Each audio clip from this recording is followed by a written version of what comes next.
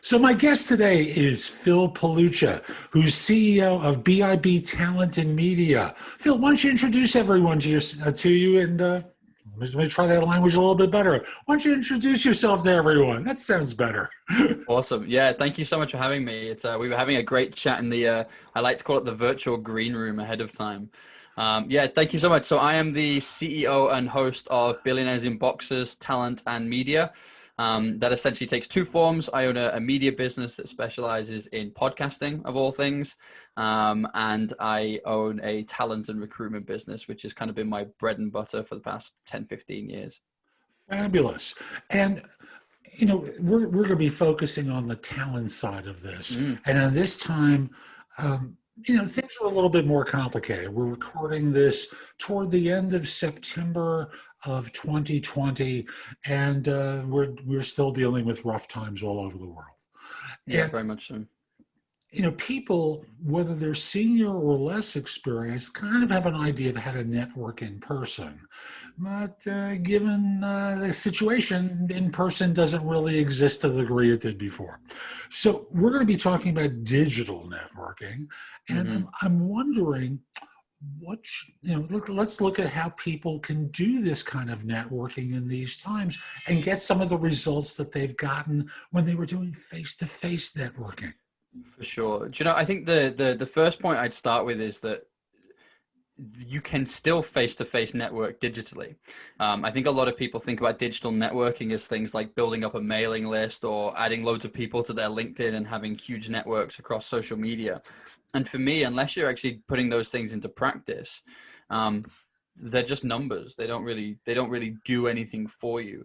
I mean, look at us. We're on completely different sides of the planet and we're face-to-face networking right now.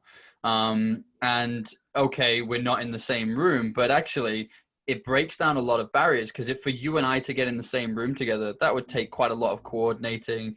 Even pre-COVID, it would have taken a lot of planning, a lot of travel. We'd have been booking out several days each for the travel and to get around, meetings, even if you're just meeting people in the same city. I've done a lot of work globally, but, I always think back to my time in London, and I couldn't do more than 2 or 3 meetings in a day in London because of the time it would take me to travel from one side of the city to the other.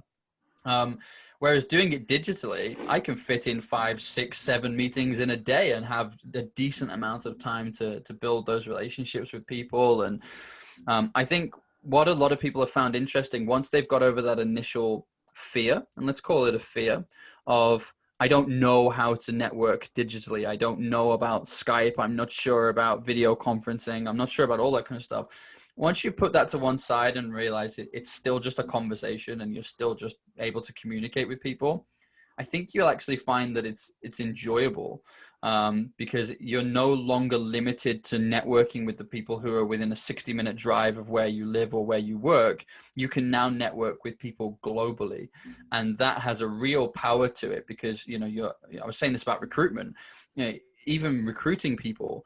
If you're a business that's now worked out that actually it's quite effective to work from home, and that there are certain positions that this works really well for, you're no longer restricted by the shackles of trying to recruit people within 60 minutes drive of your office. And instead, you can now recruit the best person for the job, no matter where they are, anywhere across country or indeed globally. It's interesting. You mentioned what I'll playfully refer to as antique Zoom. Yeah. Skype. Yeah. And I'll also mention, I saw today that LinkedIn has added something in the messaging capabilities where video is much more accessible. So Yes. You can now do Zoom, Teams, and Blue Jeans through LinkedIn as a new feature. And thus, people that you're connected with, it's easier to reach out and get that visual thing without the step of having to, hi, would you be free at such and such date and time? Exactly. You can see them on using the little dot in messaging and see if you can catch them that way. I love it. And do you know what? I really hope that they extend the amount of time that you can send audio notes for, because at the minute it's limited to 60 seconds. And I would like to see it more as like a WhatsApp feature, because at the moment, to get around that, I'm essentially sending a short podcast, sometimes no more than 5 to 10 minutes, but it's an audio recording that I'm sending to them in a message to say, here's why I'd like to hook up for a conversation. However, I want to make sure that this resonates with both of us. And I think it helps you to stand out as well, because everybody, I mean, I'm sure it's the same for you. I must receive 10, 15, 20 messages a day on LinkedIn. Some of them are quite short and snappy. Others are full sales pitches. And half the time I don't even read them. You open it, you realize someone's pitching you something and it's an automated message, and you close back off again. But somebody sending you a video or a personalized audio note to say, this is why I'm engaging with you, this is why I'd like a conversation. It gives them a snapshot. It gives them the ability to engage with that whenever they choose to do so. But it also gives them a lot more meat on the bones, and it still feels a lot more personable. And what software are you using to record the audio? Good question. So I use, it's quite a few actually. So I use Squadcast to record my podcasts. I do use Zoom quite a lot because Zoom allows you to do the video and separately the audio. But I also use a tool called Bouncecast. I highly recommend it. In fact, for anybody who's interested in it, if you go to Google and type in Bouncecast, all one word, and then the phrase AppSumo, there's actually a lifetime special discount on there at the moment. I'm pretty sure it's there until the end of the year. But that's an incredible piece of software for editing sort of background noise and from files that you can import in, but you can also record directly into it, and it gives you the ability to just publish a really nice, neat MP3, and away you go. And that's what you're doing, is recording and then transmitting it. Are you posting it somewhere and just sending a link? Are you using the full audio to message people? How are you doing that? Good question. So I think I use both. It depends on the length of the recording. So if it's more than 10 minutes, the file size tends to be too big to just send the MP3 in a chat. And it will sort of moan at you about file sizes. So I have, where we host our podcast, we have Podbean, and we also have Captivate. But I also have what I class as my Billionaires in Boxers training podcast, which is not listed anywhere. It's a privately podcast. You have to have the link to be able to engage with it. And I tend to use that quite a lot for if I'm sending something that's maybe over 10 minutes, I'll pop it up the MP3 on there, and I'll just send the URL link to the person I want to hear it. Interesting. And thus, folks, what you're noticing is we're talking about different solutions from a digital basis in order to connect with people so that they'll want to talk with you. And absolutely, if you send the same 4-line text that translates into, "Hi, I'd really like to pick your brain." I hate that phrase, by the way. It's as though the brain is a scab that has to be picked. Yeah. And for folks who will listen to this as a podcast at some point, there was a grimace on Phil's face when I described it that way. For sure. It's a painful thing. And you just want to get personality out there, which is the big advantage to digital. You can be seen, your expressions become a big part of this. If you could be heard, it's your voice and the energy that you carry and the sincerity that you communicate in your message that becomes important. And thus, if you're reaching out to connect with someone who you've never spoken with, do you think they'd rather read 3 lines of text asking if you can pick their brain, or would they prefer hearing your voice and getting a sense of whether you might be worth talking to from that? Well, I'll give an example. A few years ago, I actually did away with resumes. I really don't like CVs and resumes at all. And they were originally sort of came around in the 1600s when they were originally designed, and they've not really changed all that much since. They're a list of accomplishments and achievements, and there's usually a personal statement in there that reads something on the lines of, "I'm an enthusiastic person, I'm confident, I'm motivated." It's like, well, everybody says the same nonsense, okay? And as somebody who's worked in the talent profession for a long time, I am sick to death of reading resumes that all sound the same. And let me tell you something as well. Some of the greatest people I've ever met who are really good at their job were horrific at writing a resume. And vice versa. Some people that I've interviewed that I thought, this person is a golden goose, I cannot wait to meet them because their resume is just perfect, they did not live up to that resume. That was not who turned up for the interview. I almost thought they'd sent somebody else. So we started to do what we called one sheets. And that one sheet is essentially, it's a marketing term. And it's essentially a list of your achievements. It's no fluff, none of that. It's just a list of achievements of these are the top things that I've achieved in my career, and this is where I did it. Accompanying that is usually a no longer than a 2 to 4 minute recorded video, which is either recorded selfie style using your cell phone, or indeed, as we are right now, using Zoom. And it's so easy to do, but what that allows the employer to do is hear your voice, see your expressions, hearing your voice, whether this resonates with them or not. You know, often we never like to tell people what to say, but it's often along the lines of, doing research on your company, I found X that really resonated with me because of Y. This is how I fit into that. I can see where your journey is going, and I'd love to be a part of that. And this is what I bring to the table. Here's my list of achievements that runs alongside it. If this is resonating with you too, let's arrange a call. That leads to more door opening opportunities in your career than just blasting your resume out to 100 companies ever would. And thus, folks, recognize this is not a strategy that you can use if you're foolish enough to be uploading resumes to applicant tracking systems, because the systems won't accept the video file. It won't.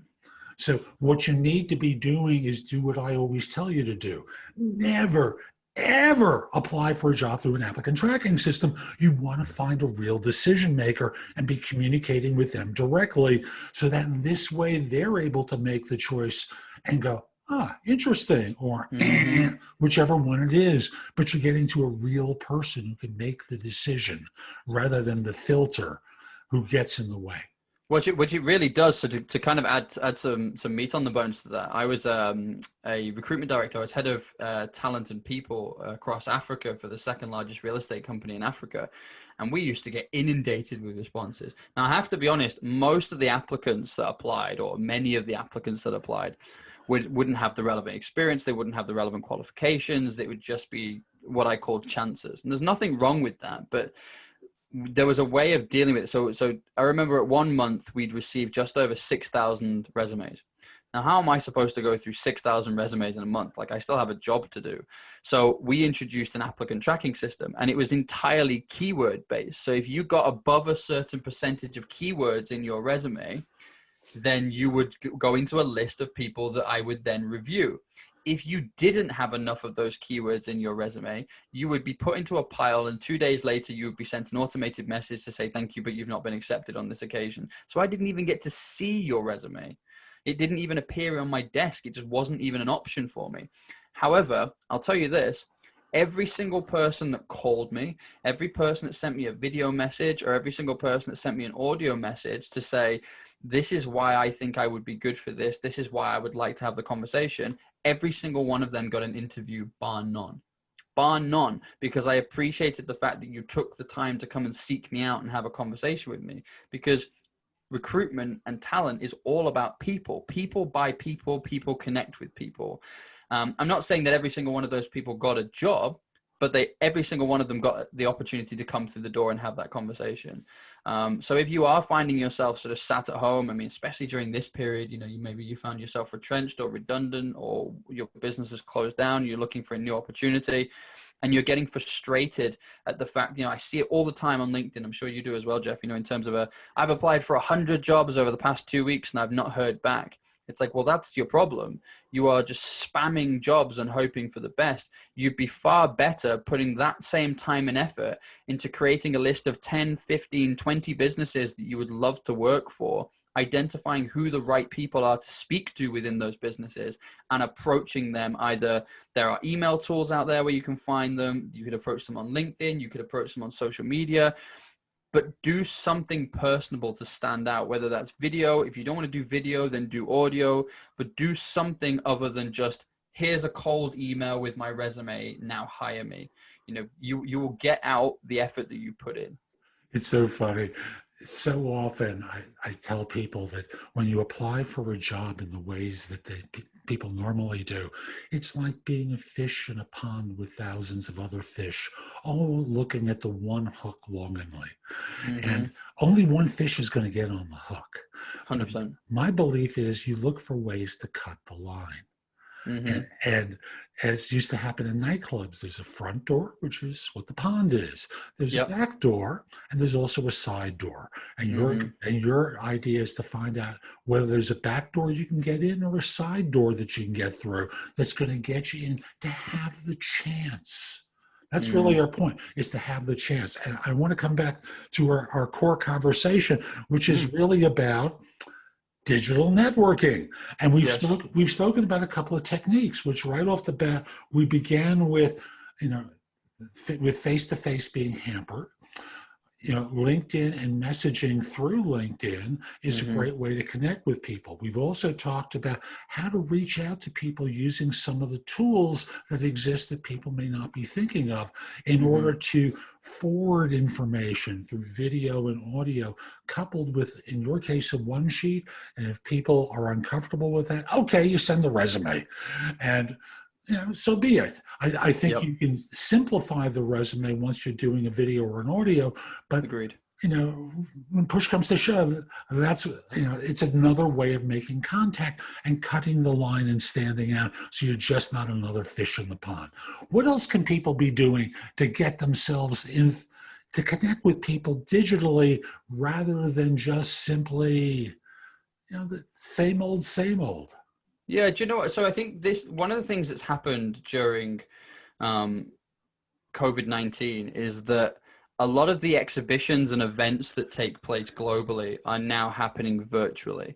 So you now have a much wider range of places that you can go and network with people in your industry. You can do continuous professional development, and you're going to meet people at these events and exhibitions that will do wonderful things for your career. Now, pre-COVID, that would have required a lot of money and travel. I mean, if you've ever been to these exhibitions, you know that all of the hotel prices go up quite astronomically around the event, and you've got to travel there, and you're going to have to take several days out of work. And there's a lot of frog kissing as well at those things, because some of it's great and some of it's garbage.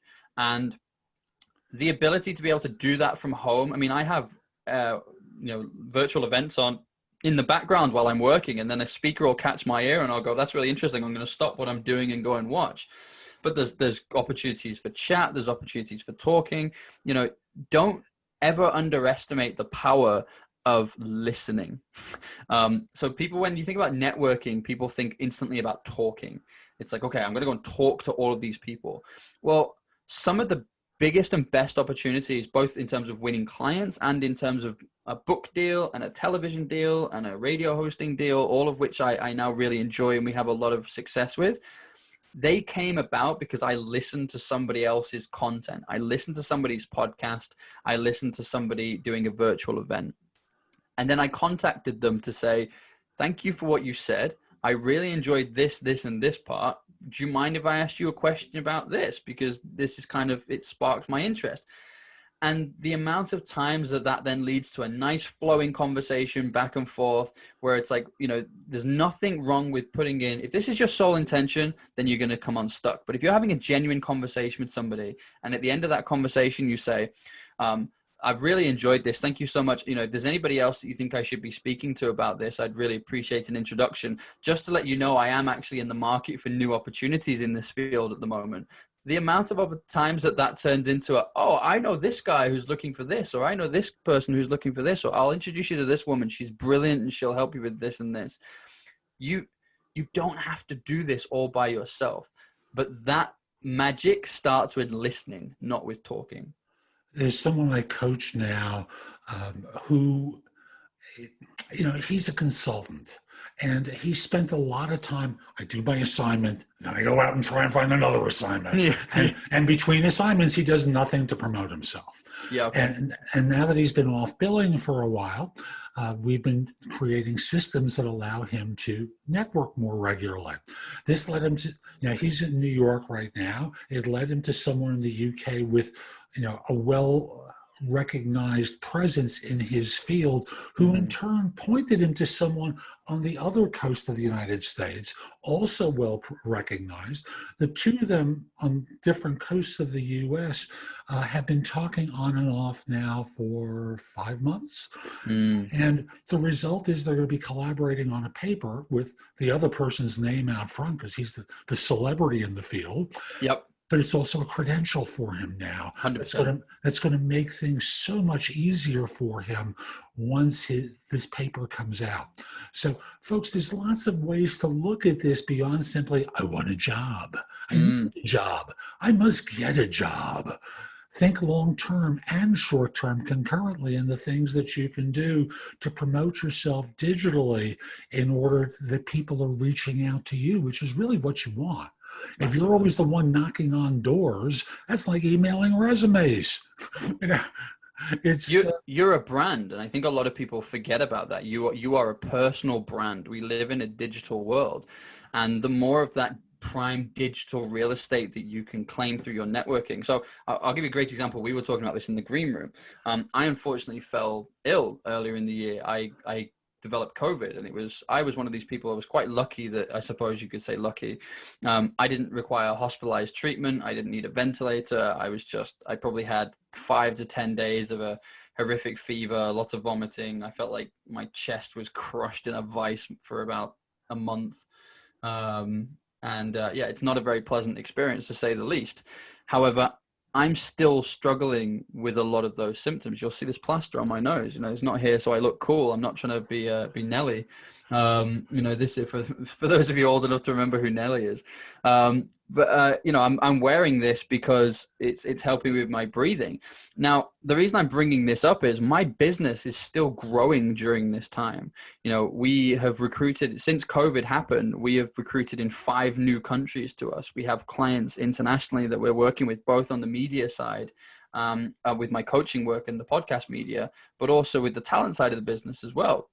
Now, that's happened entirely because of my podcast. So I'm ranked as one of the top 100 podcasters globally. Similar to you, I've been doing podcasting for over 10 years now. I remember the old days of sitting on my kitchen counter editing the podcast where somebody was heavily breathing, or that guy whose microphone's rubbing against his top the whole time, and you just, you want to, it's all on one audio file at this point as well. So it's almost impossible to edit out. But persistence was key. So the vast majority of my networking takes place via podcasting. As I said, it's led to some incredible opportunities and some incredible deals. But suffering with fatigue, like really bad fatigue, and having, waking up one day with a horrific migraine and shortness of breath and not knowing how long that's going to keep you in bed for. Had my business still have been as it was pre-podcasting, which was, a lot of cold calling, a lot of email marketing, a lot of social media, a lot of face-to-face, a lot of events, I would be in a world of pain right now with my business. We would not be growing. We would probably not exist, because I needed to have that digital real estate and that digital platform. But because that content is evergreen, and I'm sure you find the same, Jeff, because that content is evergreen and people can engage with it, I'm always amazed by how many people will come to me and say, oh, I heard your interview with X. I really enjoyed it. Could we talk about this? And I'm thinking, that was 6 months ago. That was like 12 months ago, that interview. That's amazing that's still working. It's still doing these things for me in the background. But that's only because I put myself out there. I didn't have some magic skill that your listeners or viewers don't have. You all have a story to share and something to say. You would never run out of things to say in an interview, or if I put you in a room full of your peers, you'd never run out of things to say. If you do that digitally and you start to share those conversations, the right opportunities will start to find you, rather than you just needing to go out and hammer on doors. And you mentioned a word about job, people saying, oh, I'm looking for a job. I actually don't even like the word job. And the reason I don't like the word job is, job for me is kind of that thing that you do because you need to pay the bills. I want to help people find a career. I want to help people build a career that they love, rather than the kind of the, I need to tick this box, or I'm struggling right now because I need to get paid, so I'm going to go and find a job. I'm going to go and find this. Well, there's nothing wrong with being paid for something that you love to do. So don't sell yourself short by just saying, all right, I'm going to go and find something that I can do. It's not what I want to do, but I need to pay my bills, because now you're doing the whole want and need thing has overtaken the what your desire to do and what feels right and where you're going to be investing your time. And most of us only get paid once a month, particularly in salary positions. You get paid once a month. And I don't know about you, but usually within the first week or two of having been paid, my bank account's not looking as healthy as it was, particularly when I was sort of in that employed world. So for 2 weeks of the month, which is half of that month, you're already looking forward to the next payday.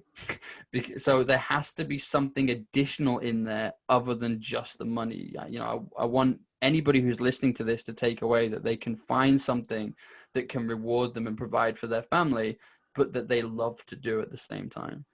And folks, I'll say a lot of this starts off with the notion of what makes you different. You know, in the US, yeah, we've got over 300 million people in the country, and a lot of people do the same work that you do. What makes you different? Can you express it? Now, I'm not saying you're the best at what have you, but there's a way to brand yourself. And I'll use myself as an example. One day I woke up and I realized that every recruiter in the United States, and I stopped doing recruiting years ago, but every recruiter in the United States define themselves as a recruiter, an executive recruiter, VP of talent acquisition, VP talent acquisition for North America, partner. There was some glorified title, even when people had 2 weeks of experience. And thus, I tried to figure out what can I do to distinguish myself, and into my head popped the term the big game hunter, which had an association with headhunters that was close enough that people would get it. I trademarked it, built the brand around it, started the first an e-zine of all ridiculous things that we can point to, which I discontinued a couple of years ago, but it was out for more than 15 years. The podcast started almost 10 years ago, and we'll hit episode 2000 in November. Wow. Yeah. Love it. Everyone says the same thing. That's awesome. I really love that. I really do. A YouTube channel, probably with about 6,500 videos on it at JobSearchTV.com. And more and more people get to know, like, trust, and respect me. And that's the point that I want to get to with you folks. The things that you do that get you out of the comfort zone and away from your fear of being noticed and seen and out and more visible is what these times and future times are going to demand. And if you stay hidden away, squirreled in your cubicle, taking the tube home, that's for my English listeners, subway home, train home for the Americans, and you're hiding away and not doing things to make yourself known, you're just like every other fish. And is that the way you want to be living the rest of your career? Yeah, it's such a hugely important point. I mean, you've touched on something, 3 words there that I use a lot, which is know, like, and trust. Know, like, and trust is a huge part of this, because sounds awful. You're not unique in terms of your skill set. Your skill set is not unique. What is unique is you as an individual. And, you know, I'll take it away from talent and recruitment just for a minute, because your viewers and listeners will resonate with this, I'm sure. We've all met people in our lives, whether that's a spouse, whether that's a friend, whoever, that very quickly whether you want to be spending more time with this person. Some people will call it a gut feeling. Some people will call it they resonate with them. Some people will say that they gel with them. Whatever that phrase is that you want to use, in every situation, you will either say, this is somebody who I think my path aligns with and I want to get to know them better, or, the opposite. We've all met people who you meet and you just go, I want to spend as little time with that person as possible. Not because there's anything wrong with them, just because you're on very different frequencies and it doesn't fit, it doesn't gel. Now, there's nothing wrong with that. And I think once you get to the stage of realizing that, there is nothing wrong with that situation, and rejection isn't a negative thing. So if somebody's rejected, if you've been in for an interview and then you've been rejected, that's not a negative thing. All that simply means is that they didn't feel that you were on the same path as them. And that's a good thing, because in 3, 6, 12 months time of you two working together, being on the wrong path, do you have any idea how many times you're going to butt heads, how many times it's not going to fit? Whereas the opposite is also true. When you find that person that you resonate with, when you find that person that you want to go on that journey with them, and they want you on this journey with them, and they want to be part of your journey and your growth, you will still have the occasional butt heads, but it will be overwhelmingly positive because you're heading to that same goal. You have that same vision. You have that same desire. But you're cheating yourself of the ability to ever find those relationships if you're not putting yourself out there and saying, here's who I am, here's what I stand for, here's what's important to me, and here's what I can bring to the table. That is so much more than a list of jobs and responsibilities that appear on your resume. In fact, for most of you listening to this, I guarantee that 90% of who you are doesn't even appear on your resume. Amen, brother. And I'll point out, folks, it's one of the reasons why what Phil is mentioning about how you communicate using digital technology so they can hear your voice, they can see your manner, they can connect with you as a person goes a long way toward differentiating yourself from everyone else. That's how you stand out. And for you veteran people, for you in leadership, know, like, and trust is important. I add the extra piece to this of respect, because for leadership in particular, you want to be respected, admired, and a variety of other things so that people want to tap you on the shoulder and propose opportunities to you to lead organizations. So don't play small, play big in the world so that in this way you're visible and contacted. And Phil, I got to ask you, what else haven't we covered yet that we should in this interview? Because I know there's lots of different things, but what else haven't we covered that we should today? It's a good question. I think the one little golden nugget that I would give to people is don't be afraid of the media either. A lot of people are afraid of media, and and I was too, which is why I bring it up, because my attitude before I started working with media was that, how do I explain this? That you've probably got to know somebody. Your dad's got to play golf with somebody, or, you've got to get an introduction from your uncle who works at Sky, or all this kind of stuff. And actually, I was amazed to find that most journalists, when they have a requirement for something that they're writing about or a piece, they simply use Google and LinkedIn. They go and do a keyword search and look for who appears a lot of the time. And don't be afraid to get in touch with publications. Don't be afraid to reach out to people. Don't be afraid to contact people who are involved in the stories and speak to journalists. You don't have to build this network completely from scratch. I always take it back to the example of, when you're growing your podcast, you can't just expect that you're going to put it out there and suddenly you're going to have thousands of listeners, because that's not going to happen, not unless you're spending an awful lot of money in advertising to put it in front of people. The best way to grow a podcast organically is to link with other people who already have that network and introduce yourself to their network, do a collaboration piece. Well, take that right back to journalism. Look at the articles that are being written about your industry or sector. Look at the journalists who are constantly writing these pieces. Look at the publications who are covering these stories. Read them, engage, listen to the podcast, listen to the radio shows, listen to the talks, and then engage with them. Don't leave it there. That isn't it. That isn't the end of the conversation. That's the beginning of the conversation. That's your ticket to enter that conversation. So don't be afraid to reach out to journalists and professional speakers and thought leaders and influencers in your space and have conversations with them about their work and what they do, because nothing will grow your career or business faster than linking with the right people who already have a strong and existing network. It's far easier for you to join an existing network than it's going to be to create one from scratch. I know in the United States, there's a site called helpareporter.com where journalists will put out story ideas that they're working on, and then you respond quickly because there's not a lot of time to respond. And they put out 3 messages a day with different subjects, almost all of which are not going to relate. But I know I've had a lot of placement opportunities from these stories I've been quoted in that have made a lot of exposure for me.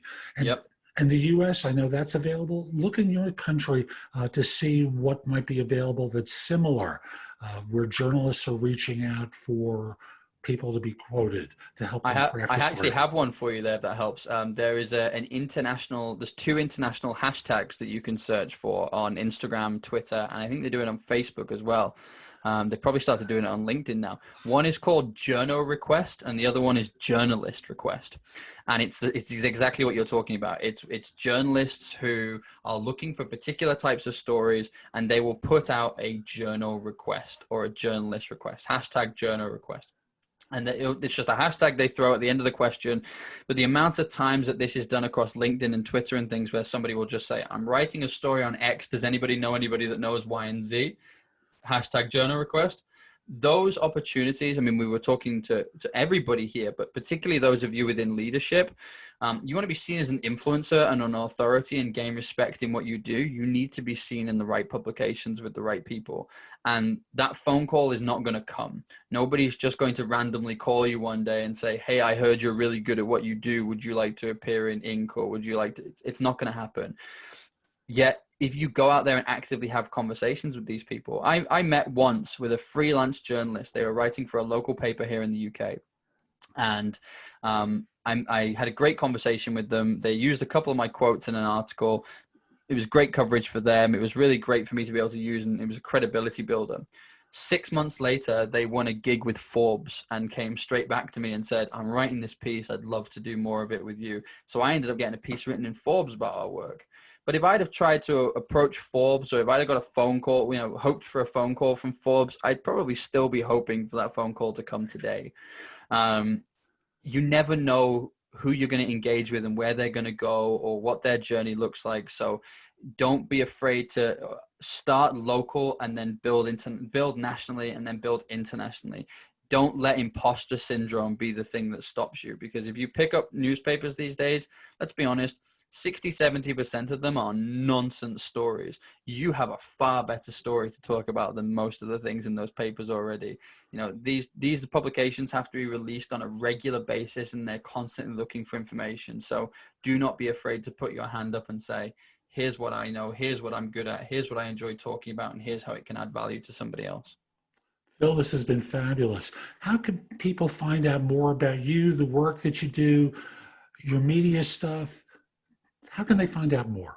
Sure thing. So the best place to go to is billionairesinboxers.com. Nice and easy name. I'm going to translate that for the Americans. Billionairesinboxers.com. Please continue. You can also find, in fact, I'm pretty much on every social media platform, and my name's quite unusual. So if you go to Google and you type in Phil Palucha, surname is spelled Pelucha, you will find me everywhere, or even just a quick Google search for Billionaires in Boxers, you'll find us. My door is always open. I'm an avid networker, as you've heard. There's lots and lots of content out there for people to engage with as well, if you choose to do that before having a conversation. But yeah, feel free to reach out and have a discussion. I'd love to. Thank you. And folks, we'll be back soon with more. I'm Jeff Altman, the Big Game Hunter. I hope you liked this interview. I sure did. And if you're interested in one-on-one coaching, at my website, which is thebiggamehunter.us, you can schedule time for a free discovery call, schedule time for coaching, read thousands of posts that I've developed over the years that you can watch, listen to, or read. They'll help you, but they're not really put together for you, which is why I coach. If you just have a question, you can have it asked in a couple of different ways. One is you can go to thebiggamehunter.us/video answer, and you'll pose a question. You'll get a 3 to 5 minute video back from me, or thebiggamehunter.us/live. And I'll schedule 15 minutes with you. You'll get your questions answered that way.